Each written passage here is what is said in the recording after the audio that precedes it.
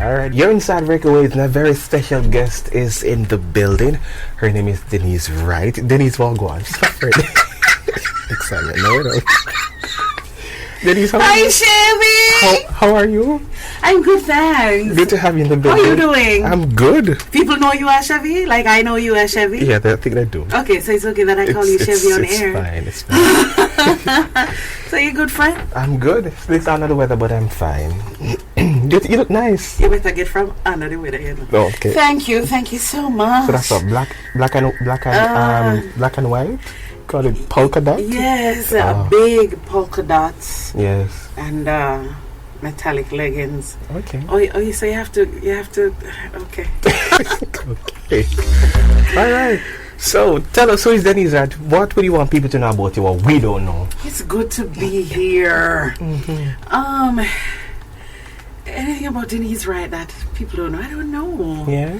I don't know that there's anything about me that people don't know. Well, they already know I'm a recording artist. Right. I'm a Christian. Yes. I really love God. Sometimes I bump into people on the road, or I'll be talking about God with my friends, my sister, and give a joke. I was in the supermarket one day, and I saw a lady just pop round the aisle, and she said, you're a Christian? And I said, yes, I am. And she asked Megan, and I said, why? She said, because you look so good. I said, yeah, man, Christian for look good. God just said, him not say we not feel look good. Him not say we feel look. You understand? So some people don't know that. So let me just put it on out there. I am a Christian, Christian girl, Jesus girl, love God bad. Yeah, apart from being a recording artist, I'm also a radio announcer, television personality. Right. What else people don't know about me? Well, they already know that. I don't know what people don't know about me, Chevy. I love riding motorbikes. Really? I'd love to own one, but I don't have one. I'd love to own one. I used to drive my mother nuts. Yeah. Every time I talk about it, but I love why bikes? What about it you like? It just like seriously. I love it. I love motorbikes. Okay. What else? I don't You're know. bubbly. I'm a big kid at heart. I'm a know. little baby. You know. Seriously. I don't know what people don't know about me. And you like dogs. Oh my God, don't go go there. Yes, I love dogs. I own 2 little Shih Tzu poodles. Yeah, Izzy and Bella. Love them dearly. Oh, Jesus. I'll introduce them to you one day. I know you see pics, but... Yeah, me, I don't like dogs. I know you don't, but I'll introduce you one day and keep them far from you. Right. So February is Reggae Month and Black History Month, and we're featuring our reggae gospel artists this month. And you're one of those who are featured. And of course you do reggae music. You do someone on Twitter said those toy dogs aren't dogs. You have toy dogs. Tell me is who on Twitter said that, and let me just go defend it. Let me just go defend that. Okay, MC the 876. Listen, my dogs are real, and if you mess with them, then we bite you. You stay there. Of course. Yeah, man. So you do reggae music? Yes, I do. How you got into the business? Oh, I'm still wearing my shades. Yeah. That's why in here so dark. Seriously? Yes. Right. Yeah. You do reggae music. How you got into the business? I've always been a Christian girl, born into the church. Parents in the church, deaconess in the church. So you know you're born in the church. Yeah. So Christian from your eye to your knee. And I've been singing all my life since either 2 or 5. My sister told me, keeps telling me. So, you know, being born into the church, you sing every Sunday. I mean, even as a baby coming up, you sing. They put you on a stool. No, not the baby choir. They put you on a stool, on a chair, and you sing before the pastor preacher, right? Yeah. So I've been singing all of my life, going through high school, singing all my life. But then in 2008, or was it 2009, I started writing music from high Right. school, and then my sister, every year my sister said to me, why you don't enter JCDC? Why don't? Mm-hmm. So one year I just got fed up of listening to why don't, Right. and they were in no, they never get to audition stage yet. I think it was they were accepting applications, and she was at me the day I had wet hair, color in my hair, and a plastic bag on my head, Yes. coloring my hair. And I just got fed up by here, and it, why don't? And we just jump in the car and run up there. And so I entered the JCDC, started doing it on a more professional level. Picked it up a notch since I think 2008 or so. Before that, I was still singing at different events, church events, weddings, funerals, so Oh, it's so been all that's- my life. So talk to me about some of the songs that you have. I have Out in the Cold. I think that's the one you're playing That's now. the one playing in the background, right? Yeah, so I have Out in the Cold, and the message. You listen to the message of that song, man? Yeah, written by Wendell. The message of that song. I remember the day he introduced that song to me, and he couldn't even remember the melody, but he could remember some little parts of the song. And I mean, I took the song in on my bed the night, and I cried when I read the lyrics. The lyrics. Oh my God, God will never leave you out in the cold. Your cold. life is worth much more to Him than gold. Oh my God, and He's ever forgiving. I love that song. Well, before you go to the other one, let's listen to a little of Out in the Cold and then come back. All right. Yeah. I have for you, they're very clear. Plans to take you to the head and not the tail. You have to trust me even when you're in the dark. Release your fears, you know I'll never leave you there. No, won't leave you out in the cold. Your life is worth much more to me than gold. No, won't leave you out in the cold. I love you when I'm still in control. No, won't leave you out in the cold. My love for you will never condemn you. No, no, no, no. Won't leave you out in the cold. I love you and I'll always defend you. Sometimes it's hard You're for me inside to Radio share Waves. with you my plans. It's huge and I know you won't understand. Each time you see only 2 footprints in the sand, I am carrying you, so don't let go my hand.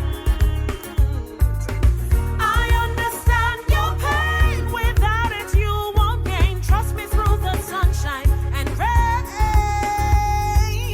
Even when you have sinned, my love will take you in. If you just ask in my name.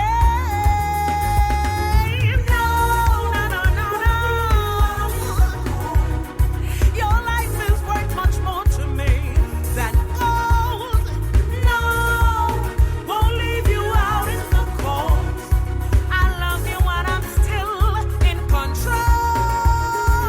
No, no, no, no, no. My love for you will never condemn you. No, won't leave you out in the cold.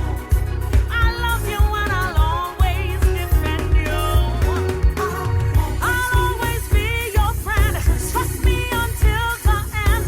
Even in times it seems I am far away. Even when you have sinned, my love will take you in. If you just ask in my name. Yeah, man. Out in the Cold by Deneese Wright. Nice. Yeah. Talking about I love it. I Love You. That's one of my favorites. Oh my God, I love you. People love. Trust me. I love you. The amount of mail, the amount of inbox I get about I love you. I love you. You know, when people spilling them guts, they're not spilling it on your page, which is my fan page. So Right. they'll inbox me about I love, I love you. you. And Wendell produced that song, and Wendell said to me, when we finished the song, Wendell said, Deneese, where you go for the one day? where were you? Where was your headspace when you were in the recording booth? You know, just oh my God, you're gonna laugh when I tell you how that song came about. I was working on a song, No Condemnation, that I entered the competition with. Okay.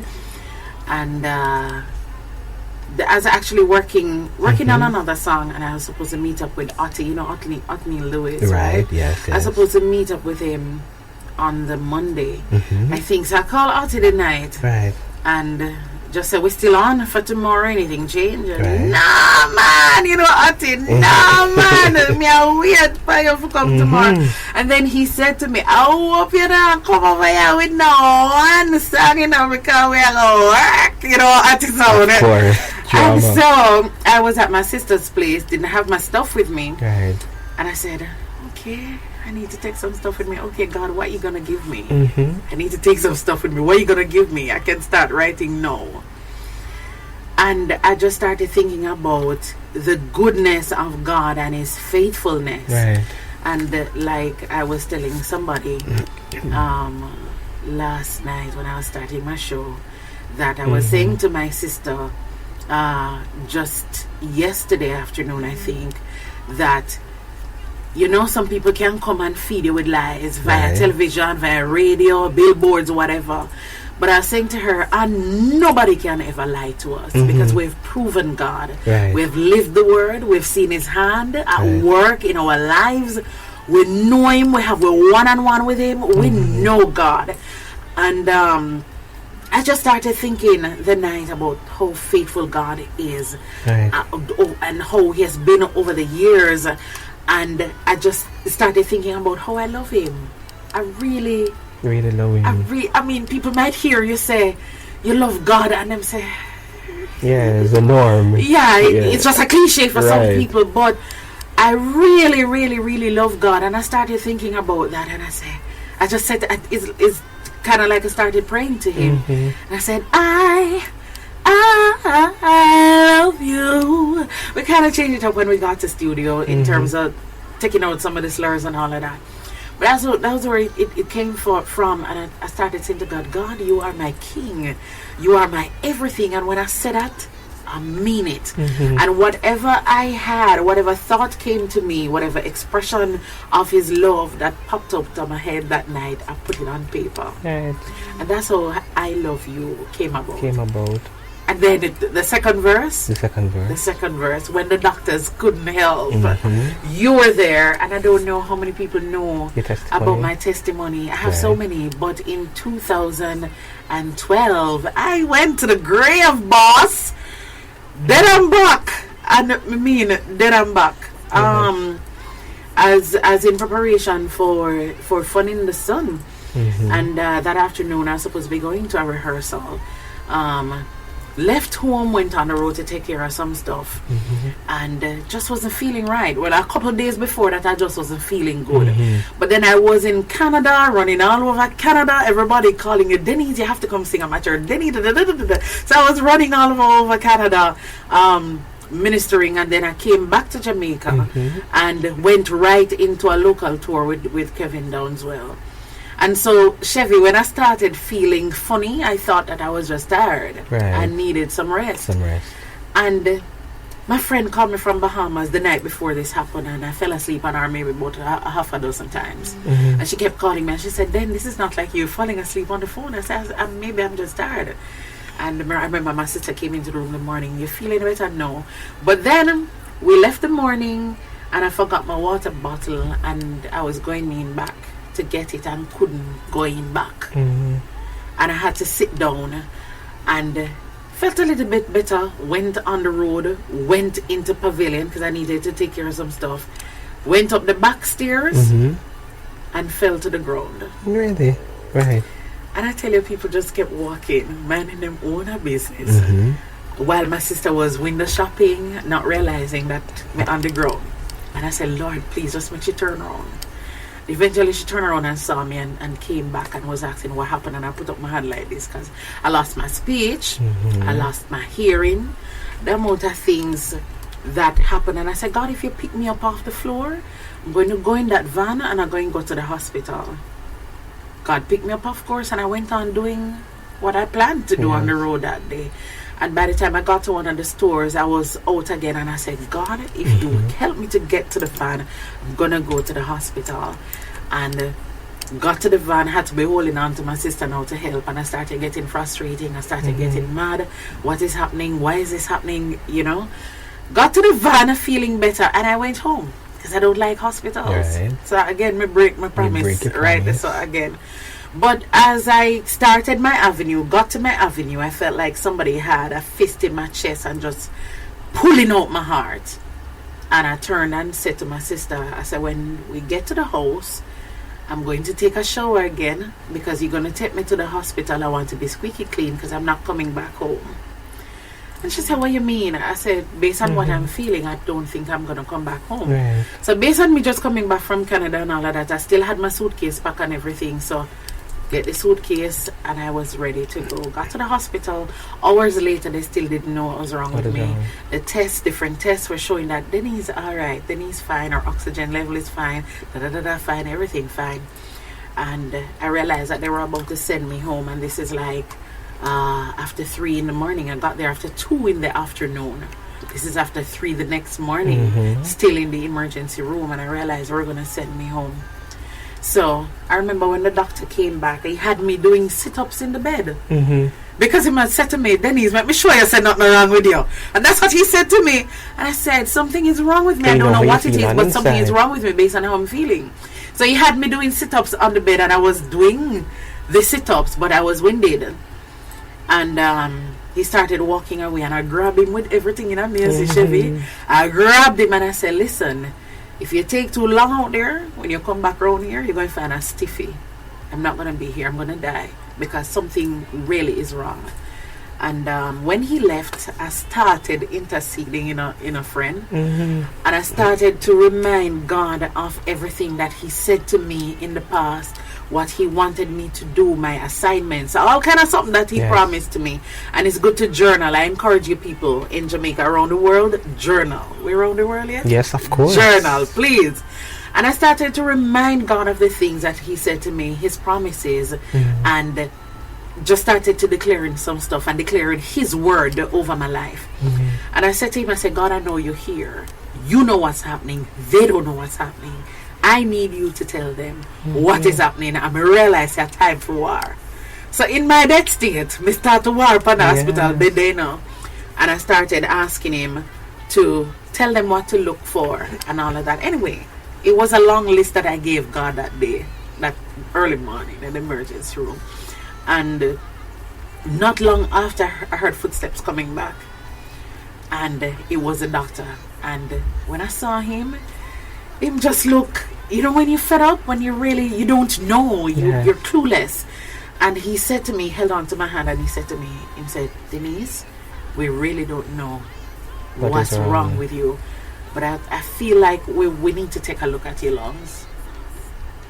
And when he said that, I was excited because I knew I wasn't going home to die. They weren't going to send me home. So I said, good, and went and did an MRI and thing. When we came back up to the emergency room, he came back and he said to me, Deneese, how are you so greedy? So I said, what do you mean? He said, you have millions of tiny clots, blood clots, in both your lungs. Not one, but the two of them. And in addition to the million of tiny clots that you have massive clots as well. There is really no space in your lungs. So we want to know how you're breathing. Wow. Oh my God. Wow. Oh Jesus. Oh my God. Wow. Jesus. Oh my God. Why are you still breathing? Why are you breathing? Why are you still breathing? Oh Jesus. Oh. Why are you still breathing? But I tell you, the man never knows him. I know Jesus. You have tissue in here? Oh God. Teary eyes. I know Jesus, and I proved him many times before, and that was just another time there proving him. I spent 2 weeks in the hospital because they just could not get rid of the clots. They were so stubborn. They watched me for days because they kept saying to me, you can crash anytime. And I remember, like, the second day I would just pull my curtains because I wanted to be locked in away to my, and they said, no, we have to leave you right here, and you have to leave the curtains because you can crash anytime. And I remember I get upset with the nurse, one of the nurse one morning, and I said, no, crash not happening in you. No crash not happening in this place today. I will live and not die to declare the glory of God. And you have to understand, it's not that medical research shows certain things, but you have to know what God said over your life, and you have to speak the word of God over your life, the written word. You have to speak the promises of God over your life. And when the devil said no, you have to know, said Jesus said yes. You have to know what God said, and you have to hold on to the word of God, because God is not a man. Him can't lie, and when he promises you something, he's gonna come through on those promises. And long story short, because we really try to cut it short for you, because it's a whole lot of stuff. And I nearly died maybe about 5 other times before I left that hospital. And I say to people, have a relationship with God. Don't just go to church and sing and be happy and go to a concert and bounce to the feel-good music. Have a relationship and go with God. And go home with nothing. You dance all night and you jump up and down like a Lego beast. My grandmother would have said, you're like a Lego beast whole night. And you go home empty. That's right. You understand? Have a relationship with God. So when things are going wrong, you know where to go. You know your rock. You know where you can lean upon. You understand? I remember one morning, one of the nurses came to me. She came to me with a cup full of pills. And she said, these are yours, Miss Wright. And I turned and looked at them, and in my head, hear one voice, no, I don't feel them there at all. And I didn't take them. And she said to me, but Miss Wright, you're not a patient who give us trouble, but you don't want to take your medication today. But we need you to take them. Did you know that you can die? And I said, you guys keep talking about death and no, you hear me say it's not happening. And she said to me, why are you so upbeat? Knowing that your 2 lungs full of clot and you can crash, you can die this minute. And I said, because God is with me, and I know what God has said about me, and it's not my time yet. And she gave me the pills, left and come back, and I still didn't take them. And she said, you know, I'm going to have to report you to the sister. And I said, yeah, man, report me to the sister. You won't get in trouble. When the sister comes, I'll tell the sister what happened. Because me nothing say, we need to take them pills today. But maybe about 2 hours later, she and the sister came back to me, and they apologized to me because that cup of pill there, it was an incorrect? Some medication. Oh my goodness. You understand? That would have just shut down my heart, interacting with the other drugs, of course, and just whoops, kill me off.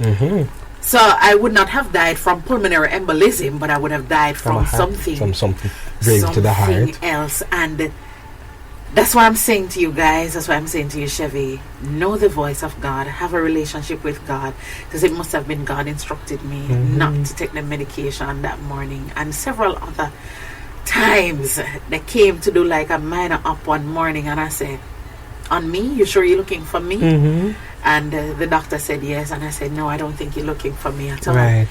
And I said, what you want to do? And she wouldn't tell me. And I said, well, you're not touching me if you can't tell me what you're going to do. You need to tell me what you're going to do. You need to tell me why, and you need to explain the procedure to me.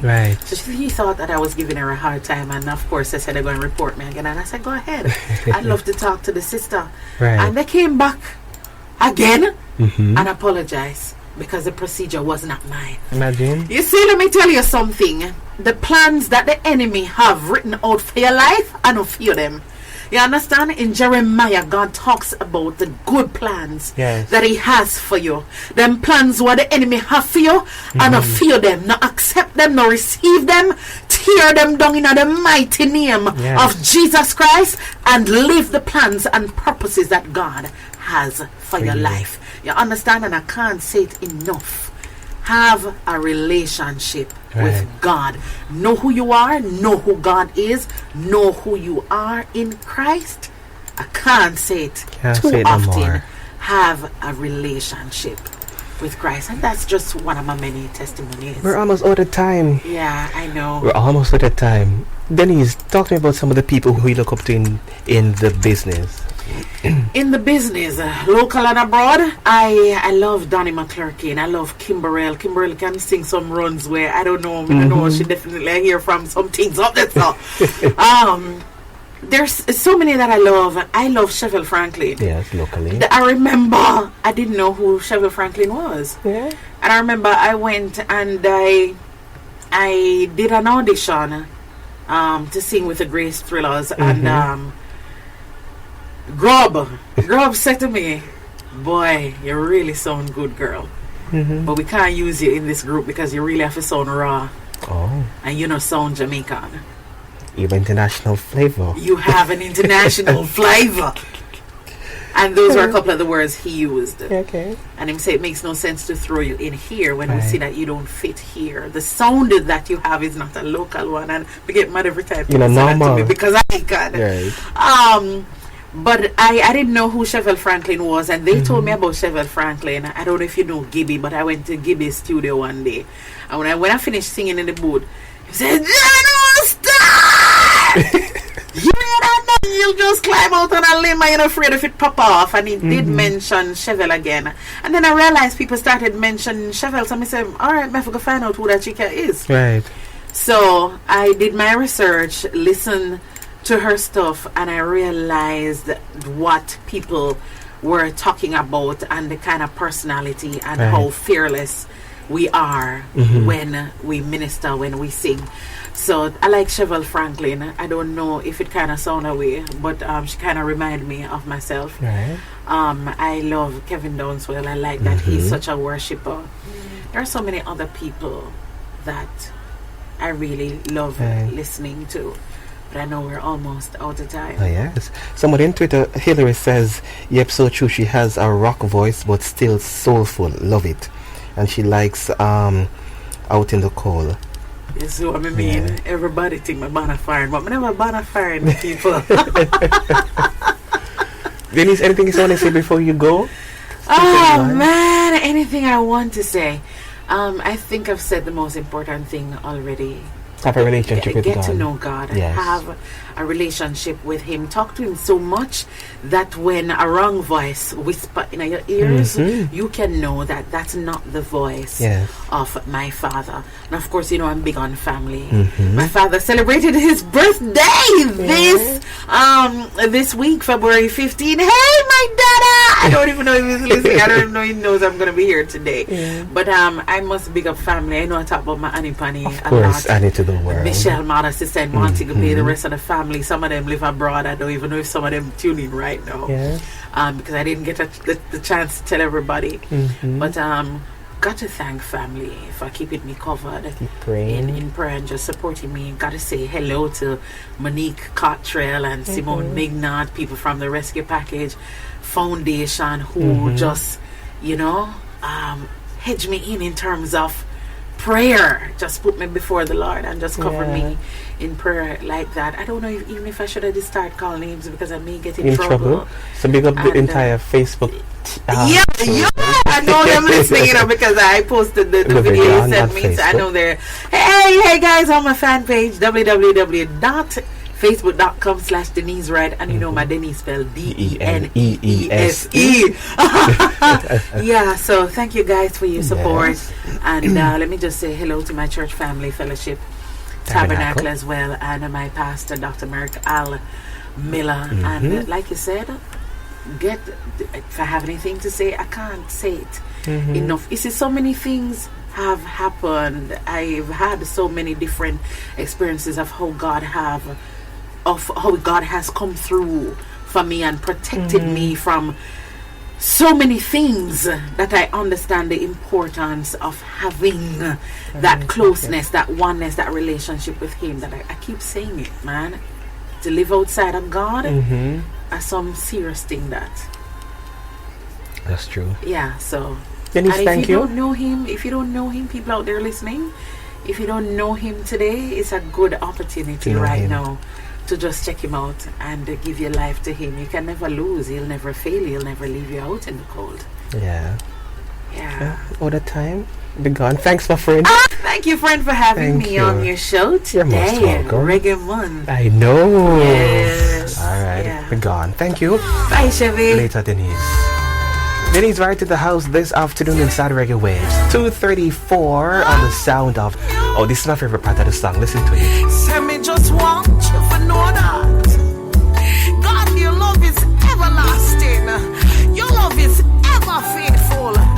I say my mama used to say, she used to say to me, trying then, trying for yourself, trying for yourself.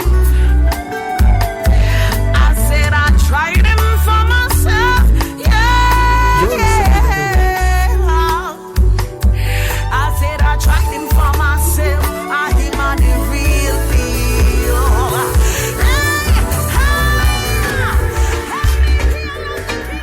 Thank you for listening to Reggae Waves, a feature where we highlight reggae gospel artists, February's Black History and Reggae Month.